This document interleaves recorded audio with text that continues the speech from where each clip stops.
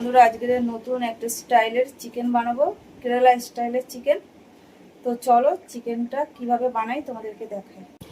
তো দেখো এখানে 1 কেজি চিকেন নিয়ে নিয়েছি, আর চিকেনগুলো কিন্তু সব ছোট ছোট পিস করে নিয়েছি দেখো। আর চিকেনটা ধোয়াও হয়ে গেছে। তো চলো তার আগে কিছু মশলা দিয়ে মাখবো চিকেনটা। তো দিয়ে দেবো লেবুর রস, একটা পুরো গোটা লেবু দিলাম কিন্তু 1 কেজি চিকেনের মধ্যে।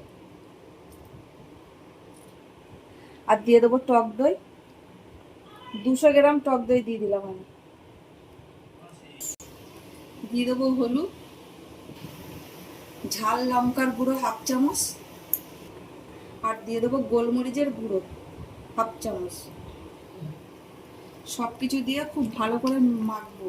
নুনটা কিন্তু আমি এখন দিইনি, নুন দিলে তাহলে দইটা পুরো জল কেটে যাবে, সেই জন্য নুনটা আমি এখন দিয়ে দেবো।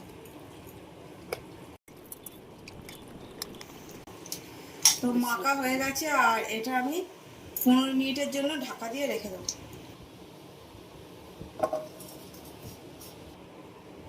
আর চিকেনের মশলাটা আমি পেস্ট করব না, এই চপাটা দিয়ে গ্রেট করব। তো চপাটা নিয়ে নিয়েছি। তো দিয়ে দেবো আদা, রসুন, কাঁচা লঙ্কা,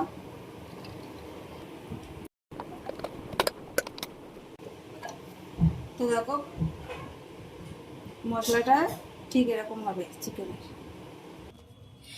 আর চিকেনটার মধ্যে দেবো একটু আলু। তো আলুগুলো দেখো আমি ছোট ছোট করে কেটে নিয়েছি, আর আলুগুলো আগে ভেজে নেব। তো ভাজার জন্য দিয়ে দিলাম। দিয়ে দেবো হলুদ, আর দিয়ে দেবো নুন।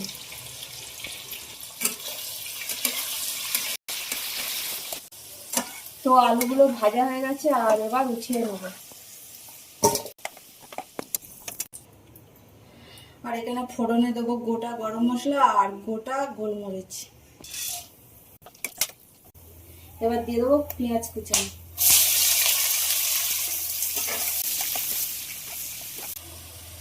দিয়ে দেবো কিছুটা কারি পাতা দিয়ে ভাজার জন্য আবারও খুব ভালো করে নেড়ে দেবো। তো পেঁয়াজটা হালকা ভাজা হয়ে গেছে, আর এবার চিকেনটা দিয়ে দেবো। পেঁয়াজটা বেশি ভাজবো না, চিকেনটা দিয়ে দিলাম। এবার দিয়ে দেবো গ্রেট করা আদা, কাঁচা লঙ্কা আর রসুন। সব কিছু দিয়ে এবার খুব ভালো করে নেড়ে দেবো। স্বাদ মতন নুন দিয়ে দেবো। নুন দিয়ে খুব ভালো করে আবারও কষানোর জন্য নেড়ে দেবো। ঢাকা দিয়ে দেবো। তো তারপর চিকেনটা দিয়ে কত জল বার হয়েছে, আর আমি কিন্তু জল দেবো না, মানে এই যে জল বার হয়েছে চিকেন দিয়ে, এটা দিয়ে সেদ্ধ হবে চিকেনটা। আর এই সময় দিয়ে দেবো একটু জিরে গুঁড়ো, 1/2 চামচ জিরে গুঁড়ো। চিকেনটা খুব ভালো করে আবারও কষানোর জন্য নেড়ে দিলাম। আর যে আলুটা ভেজে রেখেছি এবার দিয়ে দেবো। তো আমি আজকের এই চিকেনটার মধ্যে আলু দিলাম কেন, যেহেতু এটা রুটি দিয়ে খাবো বলে সেই জন্য আলুটা দিলাম। তো আলুটা না দিলেও চলে। এবার ভেজে রাখা আলুগুলো দিয়ে দেবো। আলু দিয়ে আবারও খুব ভালো করে নেড়ে দিলাম চিকেনটা। তো দেখো কেরালা স্টাইলে চিকেন আলু ফ্রাই কিন্তু একদম হয়ে গেছে। আর এবার একটু ধনেপাতা দিয়ে দেবো। তো চিকেনটা কিন্তু ঝোল থাকবে না, একদম পুরো এরকম থাকবে।